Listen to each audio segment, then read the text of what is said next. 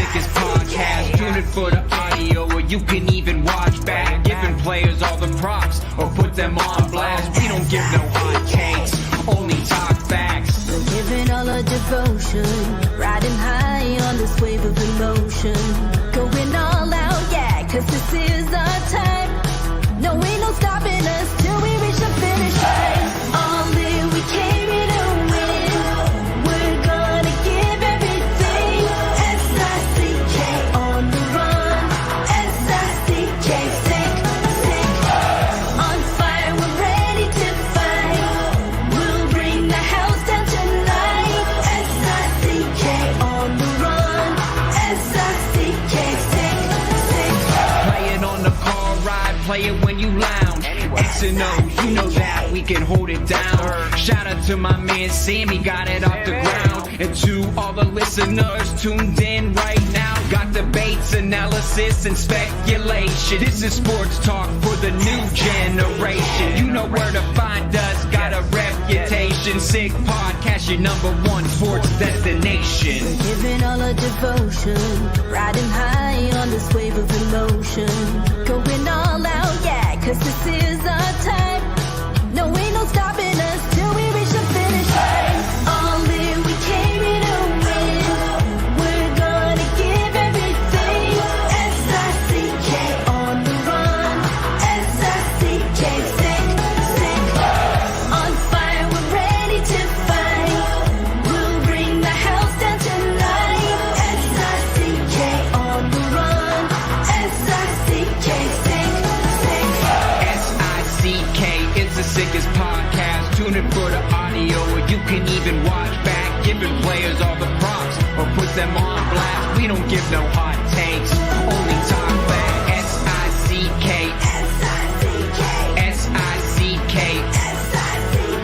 S-I-C-K, S-I-C-K, S-I-C-K, All in, we came here to win. We're gonna give everything. S-I-C-K on the run. S-I-C-K, sick, sick. S-I-C-K, it's the sickest podcast. Tune in for the audio, or you can even watch back. Giving players all the props, or put them on blast. We don't give no hot takes, only talk facts. We're giving all our devotion, riding high on this wave of emotion. Going all out, yeah, cause this is our time. No, ain't no stopping us till we reach the finish line. All in, we came here to win. We're gonna give everything. S-I-C-K on the run. S-I-C-K, sick, sick. On fire, we're ready to fight. We'll bring the house down tonight. S-I-C-K on the run. S-I-C-K, sick, sick. Playing on the car ride, play it when you lounge. X and O, you know that we can hold it down. Shout out to my man Sammy, got it off the ground. And to all the listeners tuned in right now, got debates, analysis, and speculation. This is sports talk for the new generation. You know where to find us, got a reputation. Sick podcast, your number one sports destination. Giving all our devotion, riding high on this wave of emotion. Going all out, yeah, cause this is our time. No, ain't no stopping us till we reach the finish line. All in, we came here to win. We're gonna give everything. S-I-C-K on the run. S-I-C-K, sick, sick.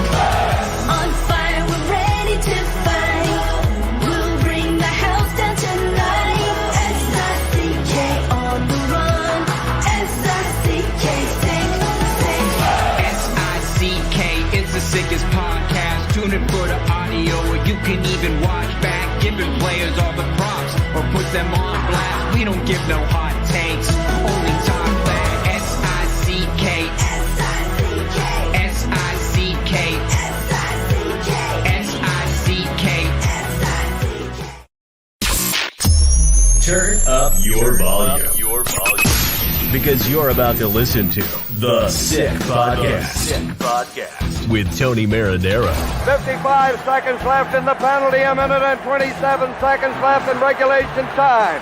Boston 4, Montreal 3. Lafleur coming out rather gingerly on the right side. He gives it into Lemaire, back to Lafleur. Oh! The sickest Montreal Canadiens podcast. You're in the spot! Sports entertainment like no other. Rejoint, on lui fait perdre la rondelle, une passe devant. Et c'est le dégagement et ce sera la victoire des Canadiens. Coupe Stanley pour les Canadiens. Le 23e de l'histoire. You found the dogs! John, you found the dogs!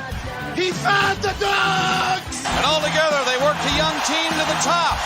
And now, a 24th Stanley Cup banner will hang from the rafters of the famous Forum in Montreal. The Canadiens win the Stanley Cup! Brought to you by Energy Transportation Group. Driven to be different. Bittt. Embrace your true nature. And Playground, your premier gaming destination. It's gonna be sick.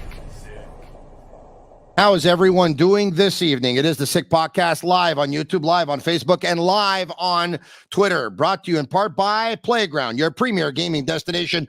Open 24/7. Drinks are always free while you play. Over 600 machines, poker tournaments, cash games, daily promotions, free valet, and unmatched customer service. Why go anywhere else? Located just over the Mercier Bridge, only minutes from downtown Montreal. It is Playground. Also brought to you in part by Energy Transportation Group, recently named by Deloitte and CIBC one of Canada's best managed companies, the country's leading business award, recognizing innovative and world-class companies. The best managed Canadian companies designation fuels Energy's purpose of creating progress for their customers, their employees, and their communities. Join a winning team and check out Energy's career page for available opportunities. And also brought to you in part by these guys right here, La Bittt at Tibi, brewed in Quebec, a winner of a dozen international awards. La Bittt at Tibi offers quality microbrewery beers made with premium ingredients for everyone's taste.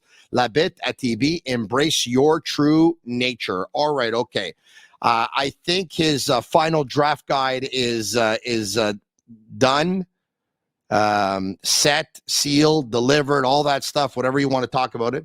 It is done. He is former Montreal Canadian scout under the Bob Gainey administration, and since then an independent scout with Recruits and recruits.ca. He's joined us throughout the year on the podcast. He's actually pretty much become a semi-regular collaborator. And if all goes well, I'm going to talk to him next week on Wednesday, the 9th of the draft. Grant McCagg, what's craculating, my friend?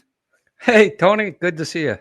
Good to see you too, Grant, because you let us know via social media that you actually had a little bit of a medical setback, but it looks like all's well, right? Yeah, I think we got it under control there. Had to visit the hospital for the first time in a lot of years on Saturday. Blood clot in my leg.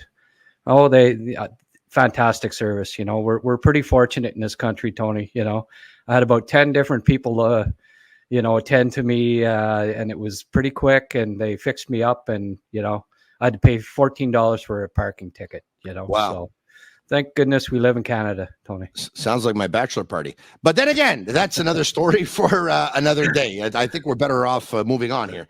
Jeez, I always seem to put my foot in my mouth. Tony, what are you doing? Damn you. All right. Grant, of course, by now, your publication, Recruits and recruits.ca, has been a household name for a lot of people. I always knew you were pretty good at what you do. I think you took a step with maybe a couple of naysayers a year ago when you were on the whole, I don't know about Shane Wright going number one. I don't have him there. And as a matter of fact, I wouldn't be surprised if this guy slips out of the top three. And lo and behold, he ended up going number 4 in the draft. And the guy that you told everyone the Montreal Canadiens should take with pick number 1, and you were convinced that they would, was Juraj Slafkowski, and they did. So that was a big year for you. And let's see if for a second year in a row here, it could be a big year for Grant McCagg at the draft. Don't give away everything, Grant, because I plan on have you on the night of the draft, which is going to be Wednesday, the 28th of June. But your final guide is out, right, Grant? Yeah, I got it out last Tuesday, actually, so a week ago. All right, okay. And if people want to pick up the guide, how can they do so? Well, I've got lots of posts on on Twitter. If you follow me at Grant McCagg, you can see I'm putting up a link pretty much every day. But you go to the website and it's right there, recruits.ca. That's recruits without an I. And you can click right on the big picture of the guide right there, and it'll link you right to it. All right. Okay. What's the yearly subscription going for, Grant? For the draft coverage is basically it's under $30. Wow. 35 for Habs and draft coverage, and that gets you everything, including a guide. The guide by itself is $20, so we keep the price pretty reasonable there, Tony. Reasonable is an understatement, Grant. You're almost giving it away. Good for you. Thanks. You got a big heart, my man. All right. Okay. We can go in so many directions with this, and once again, we're really going to get into the nitty gritty next week on Wednesday if all goes well. But can you see the Montreal Canadiens drafting David Reinbacher with the 5th pick overall, which would be a pick based probably more by need than anything else? Or is that a stretch? Is that well, unfair? I mean, I believe if they take Reinbacher 5th overall, it's because they think that he'll be the 5th best player in the draft. Like, there's so much value in a minute munching defenseman. Like Reinbacher in his draft year this year averaged over 18 minutes a game playing in a very good men's league, which as a rule translates into being a 18 to 20 minute defenseman, a top 3 defenseman in the NHL. There's no guarantee after the first couple of guys that there's forwards that are going to be first line forwards with the Canadiens. Like, is Carlson or Smith or any of these guys going to be better than Caulfield, Slafkovsky, and Suzuki? I mean, it's a question mark. So, if you draft somebody that ends up being on your second line forward, or you draft somebody that will, good possibility to be one of your top 3 defensemen playing 20 minutes a night, you have to strongly consider that.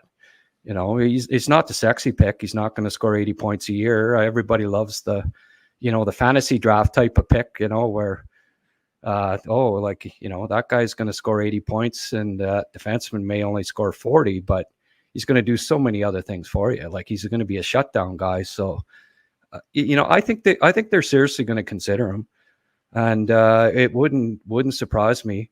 I mean, the buzz at the combine that I got back from scouts was that Reinbacher and Leonard were the 2 guys that they were that they were heavily considering at 5.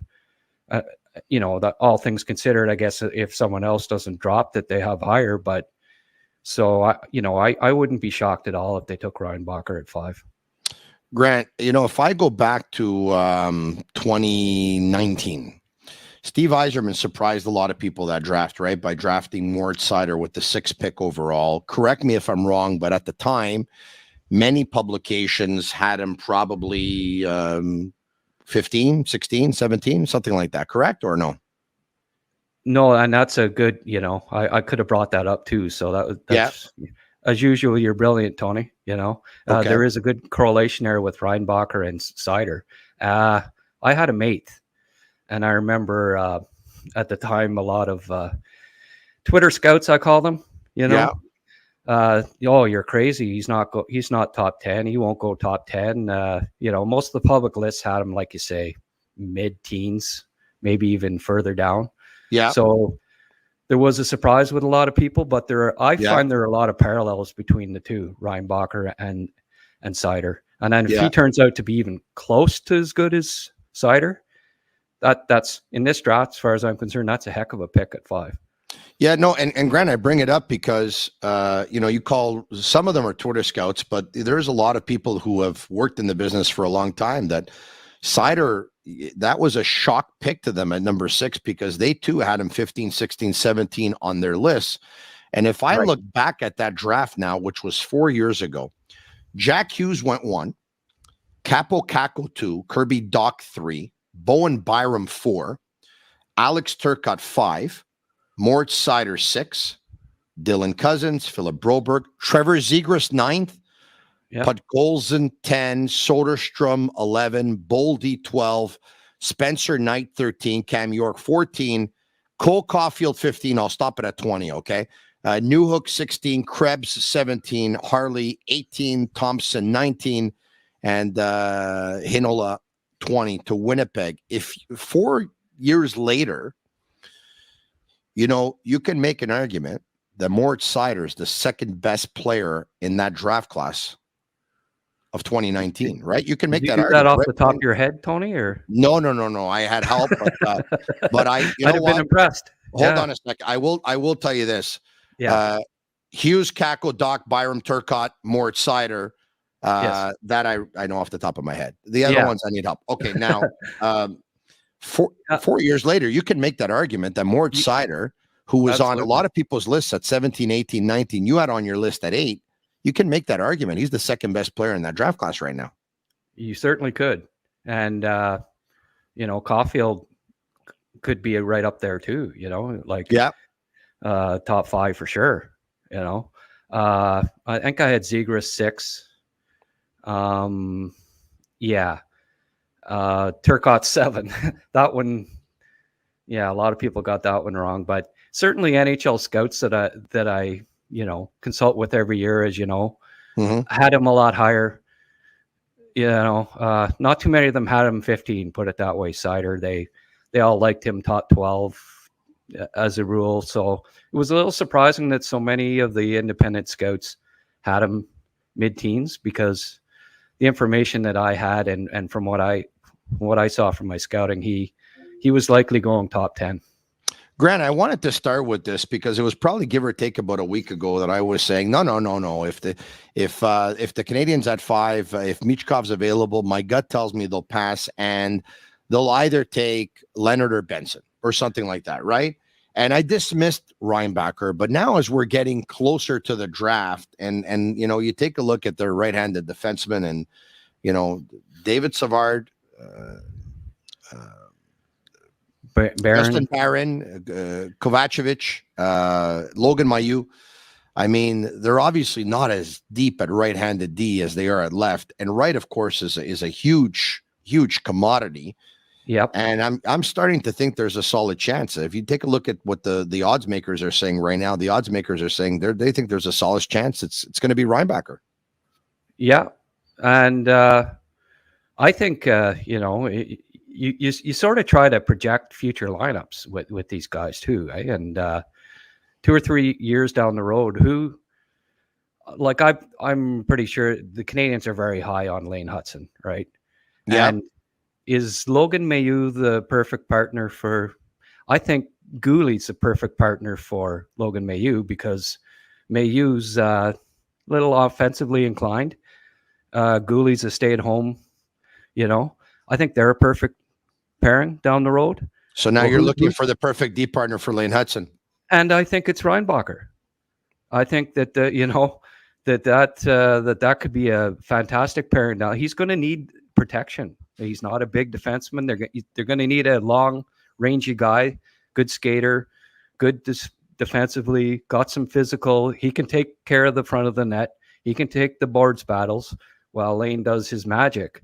You need a complementary pairing, and it's funny. Like when I did the mock draft, first guy I put in was Reinbacher for the Canadiens, and I ended up changing it to Leonard. But either one, and it's funny. Then I heard at the combine those were the two guys that were, the rumored to be targeting. So it was kind of cool to get that verification of along the lines that I was thinking. So yeah, I think either one of those guys are great fits for the Canadiens, for sure. It hasn't happened yet because, of course, we're not there yet. The draft is going to be in 8 days. But if memory serves me well, I think you were the first one who was saying Michkov and the Habs. I don't see it. Maybe I'm paraphrasing here, but whatever. But you still don't see it, I guess, huh? I don't know. Just intel that I've gotten through the year was that they're not going to be drafting Russians this year. There's just too many risks there. It's funny, a lot of people, they point at Bobrov being one of the decision makers and assume that means that they will take Russians. And I think it might be the opposite. He would know better than anybody the situation in Russia, and it might be the opposite of that, less inclined to take Russian. But certainly that was another thing that feedback that I got from the combine was that they weren't, they were probably going to pass on Michkov. When you take a look at your list prior to this final draft list, all right, maybe you had put together a list 3 or 4 months before. Who's the one who really made the biggest push out of all the players? Who rose the most? Who rose the most? Like somebody that you probably had 50 and now you have him as a top 20. Yeah. It'd probably be Fisker Molgaard. I think you see that he's probably still 40 on a lot of lists. If you key him in on elite prospects and they have all these rankings, and I believe the consolidated ranking on him is something like 45 or something like that. He's kind of a bit like Marco Kasper last year, Tony, who rose at the, and it's often that these guys at the end that rise just keep rising, and I mean, he played at the World Championships, which is always impressive. Played center for Denmark at the World Championships and didn't look out of place in the games that he did play. Really good two-way center that played a regular center role in the SHL in his draft year. And I mean, that's a kid from Denmark too. To come, from Denmark to playing in one of the best men's league in the world in your draft year at center, playing a regular role, being very good defensively and showing a bit of offense. Pretty impressive. He was at the U18s, I believe, Division 1, and put up a lot of points. Like, unfortunately, Denmark wasn't part of the regular U18, so a lot of people didn't get to see him. But when he did play against his peers, he produced. The other guy is Tom Willander, who may go top 10. I probably had him towards the end of the first round, but he just blew everybody away at the U18s there. And I think he's a good bet to be the second defenseman taken after Reinbacher, and may go top 10 because, as a rule, there's at least 2 defensemen that go in the top 10 every year. If Reinbacher doesn't go to the Habs at 5, it'll be the first draft in 25 years, Tony, where there hasn't been a defenseman taken in the top 25. So, there's such value in defensemen that it's another one of the reasons why it wouldn't shock me if Reinbacher did get picked by the Habs at 5. As we approach the draft, a lot of people get excited. Some get overly excited. And some say things that you shake your head and you're like, so there's been talk about moving up in the draft to the point. One of the things I saw, and it started to gain a little bit of steam, but I think it's been crushed since, is that the Canadiens want the second pick, and Arpin Basu had a report that based on his information, the Canadiens have inquired with Anaheim for the second pick overall. Perfect. No problem. But then it got like members of the fan base talking and stuff like that. And some were throwing out there, yeah, you know what? We could swap picks and we can give them Slavkovsky. Yeah. Wow. Yeah. To that, you say what exactly? Because I know you know a lot about Slavkovsky. You were on the Slavkovsky radar before a lot of people were. What do you say to that? I say people are a little impatient, I think, Tony. Fair to say. Okay. Yeah, like the math, I think I tweeted out, like, the math doesn't work, right? First overall pick and 5th for the second, Yeah. You'd have to be pretty insane to do that, I think, And I don't doubt that the Canadiens made inquiries. They probably talked to Chicago. But I mean, it happens every year. You do it just to try to gather intel. Like every year you hear the rumors, Tony. That they had discussions about moving up, and every year nobody moves up. Like I'm sure there's always discussions, but it's not going to happen. The last time a team with a top 2 pick moved out of the top 4 was 30 years ago. Oh, really? Yeah. It was that long? Yeah. A team with the last Hartford, time a team with a top 2 pick moved. Yeah, sorry. San Jose moved from the 2nd pick to the 6th pick and took Victor Kozlov. Hartford moved up to 2 and took Chris Pronger. So how did that work out for the team? How did that work out for the team that moved from 2 to 6? Wow, they worked out terribly. The team's never done it since, and with good reason. Wow. You hold on to that top 2 pick, as a rule. So it's, I believe every year there are media reports that teams talk to a team in the top 3. Like even remember the Yakupov draft? Yes. Edmonton, yeah. We were gonna trade Subban and the 3rd pick to move up to get Yakupov. Remember that? Yeah. Glad that didn't happen. Yeah.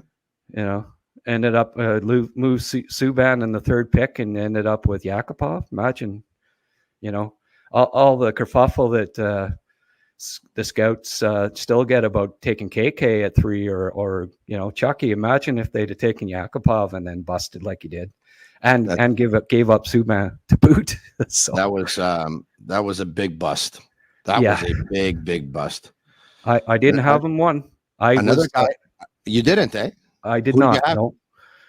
I had Galchenyuk number 1, and Teravainen number 2. And it's funny if you look back at the point totals, they're both top 5 in points, I believe, from that draft class, which is didn't turn out to be a great one. No, but you got Morgan Riley in that draft class. That's right. You got Philip Forsberg, yeah, and you got Thomas Hertl. I think Trouba was in that too, I believe. Was Trouba in that one? Maybe not. There were some good defensemen like Dumba. No, Dumba was in it. Trouba was in it. Yes, Dumba went 7. I have it. Just pulled it up. Dumba went 7 to Minnesota, and Trouba went 9 to Winnipeg. Yeah. Well, that Trouba pick's a good pick. Solid players, Yeah. Looking back now, Chuck. Vasilevsky went 19. I totally forgot about that one. Yeah, that's it. That's right. That's the best player in the draft right there. That's it. Yeah, for sure. Yeah. Wow. And that teams weren't taking Russians at the time, and that's one of the reasons why I think Yzerman, if anybody's going to take a chance on Michkov, Washington is an obvious one. Yes. But I think Detroit would be another team that Yzerman. That's an Yzerman type of move, when nobody else is taking the Russians. Washington could pull it off because Alexander the Great will talk to his buddy Vladimir and say, "Hey, that's it. Get this guy over here." Yeah, yeah, for sure. And they took Mirosh Nechankia last year. Yeah, he's got him on speed dial, right? So he can make that happen. Hey, so Vasilevsky went 19th in the draft. Do you remember who was the second goalie that went out that year? Malcolm Subban to Boston at 24th. There you go. Wow. Yeah. Wow, isn't that something? That's the best player in the draft right there. Andrei Vasilevsky, 19th. And Teravainen, who you had number 2 on your list, he went 18th to Chicago. And Hertl went 17th to San Jose. And Tom Wilson went before that at 16. Picks 16, 17, 18, and 19 were unbelievable. Yeah, yeah. They were unbelievable. And that's why, too, like, it's funny, like, people, like, they're so dead set on, well, this player is going to be better than that one. And, you look back at history of drafts, and there's never been a draft where, the number 1 pick was the best, the number 2 pick was the second best, the number 3 pick was the third best, and so on. Yet every year when it comes to, everyone's just emphatic that, Leo Carlson's going to be the third best player from this draft class. Yeah. You just don't know, It never turns out. The deepest draft in the history of all drafts, according to most people, doesn't mean it is or it isn't, is 2003, right? 03. That's the deepest one. And the best player from that draft, in my opinion, was the 45th pick. There you go. Doesn't mean I'm right, but Patrice Bergeron, I think, is the best player from that draft. Well, I think the best draft ever was the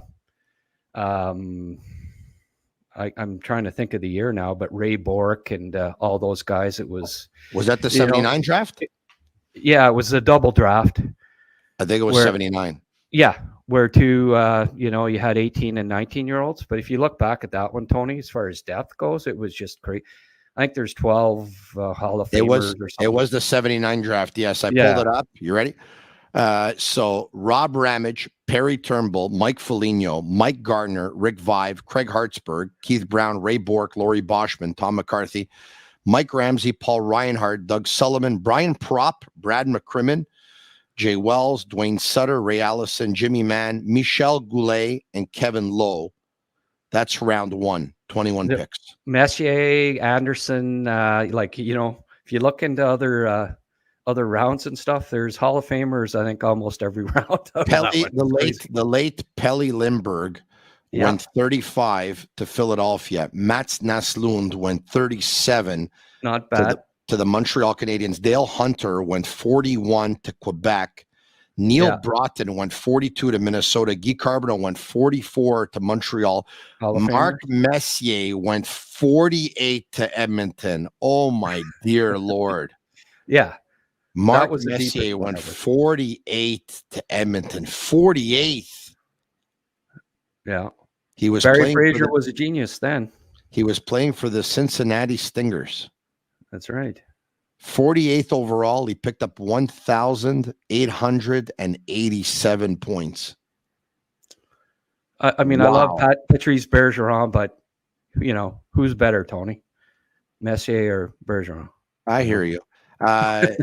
Bourque or 83rd overall, Anton Stastny. It's another great pick. Yeah. Anderson was in that one too, I believe, wasn't he? 103rd overall, Thomas Steen. That's another great pick. Yeah. That's another great pick. Greg Anderson was in that draft? Glenn Anderson? I know that the Pride of Villasal was in that draft. No, that is? No. Mike Krushelninski is one of the Prides of Villasal. Oh, okay. Yeah. Yeah, Mike Krushelninski. Yeah. His sister doesn't live too far from me, actually. Drafted 120th. Was playing for the Montreal Juniors to the Boston Bruins. Yeah. Solid player. He was a solid player. Yeah. Oh, player. Tough too. Hey, Detroit got John Ogrodnik at 66th, and yes, Glenn Anderson at 69th. Holy jumping. The Edmonton Oilers just tore apart the entire draft. Yeah. They got Glenn Anderson at 69 and Mark Messier at 48. And Kevin Lowe. Yeah, not bad. And Kevin Lowe. 3 Hall of Famers in 21. one draft. 3 Hall of Famers in one draft. Yeah. That's amazing. That's amazing for real. Yeah. I mean, you think the scout got a nice bonus on that one? It's funny, like Fraser had 2 or 3 drafts there where he got all these guys that ended up being Hall of Famers. Yeah. And then after that, I think he went 10 years at one stretch where every single Oilers first round pick was a bust. It's just there's no super scouts out there. You have hits and misses. It doesn't matter who you are or how good you've been. Sometimes you hit them, and then sometimes you don't. Even David Conte with New Jersey, was thought to be the best friggin', and then he had about a 6-year stretch where every one of their first round picks busted. So I always got a kick out of how, Timmins got ransacked for, missing on a couple of first round picks, but the best, all of the best have had misses. So it's you're drafting 17-year-old kids, right? You're right about that. Shoot. It's funny you say that because we just talked about those 3 Oilers picks in the 1979 draft. Kevin Lowe at 21, Mark Messier at 48, And Glenn Anderson, what was he? I just said, but anyway, he was 69. at 69. The next 3 Edmonton Oilers picks totaled 4 NHL games. The next 3 Edmonton Oilers picks totaled. That's the way it is, though. Yeah. You know, when we talked about Ron Bacher before being the number 1 touted defenseman in this draft, the number 2 touted defenseman in the draft, is that like a in concrete, or is that debatable who the number 2 defenseman is? Oh yeah, no, it's debatable for sure. Like there's a lot of people that think that Sandin Pellikka is, certainly the independent lists. Yeah. You see a lot of them where, like, I think even Craig Button had him 5th overall on his list. Oh yeah, Craig Button's very high on the Sandin Pellikka bandwagon. Oh yeah, you could tell what if you watch the U18s, he couldn't stop fawning over him. But I know NHL scouts that don't have him as a first rounder. Is his brother still like a scout with the Calgary Flames, or Yeah, Todd Button, he's the head scout with. So I've got them pegged at taking him at 16. That would make sense, right? Because if Craig is so high on Sandin Pellikka and has him at 5, chances are his brother's whispered in his ear, Craig, this guy's really good. So that makes sense. Yeah. But I think I have him about as the 5th ranked defenseman or something like that. I don't know that his offensive upside's as high as maybe some people believe. And I mean, he's 5'11". You look at the playoffs, somebody posted, I retweeted something yesterday. The Stanley Cup winning team, their defense core is averaged like 6'2" or 6'3" and 220 pounds. The Stanley Cup winning teams. There aren't any 5'11", 180 pound defensemen on any of these teams. The one exception last year obviously was Cale Makar with Colorado, but yeah, he was surrounded by 6'4" guys, and Cale Makar is Cale Makar. There's only one. Sandin Pellikka is not the next Cale Makar, right? You have to be pretty dynamic to be a 5'11" defenseman that gets picked in the top 10 of the draft.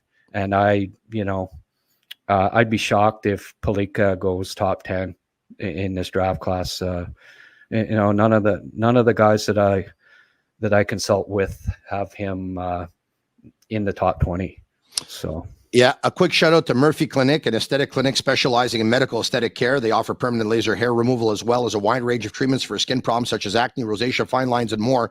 They currently have 2 clinics, one located in Montreal, Shop Angus, and the second on the North Shore in Terrebonne. They're also opening soon in Quebec Cité. Visit murphyclinic.ca or on Instagram at Murphy Clinic. Okay, we're going to cut it short tonight. I'm going to leave you with one more because I really want to dive into this more next week, and it's not confirmed yet, but if all goes well, hopefully you'll be with me on the night of the draft, Grant, but we haven't confirmed it yet. I'm waiting for you to get back to me on that one. So who's your number 1 ranked goalie? I don't know if it's Hrabel or Hrabel. I've heard it pronounced both ways. I say Hrabel, it sounds a little better, Yeah. Rabel Rouser, Hrabel. Got it.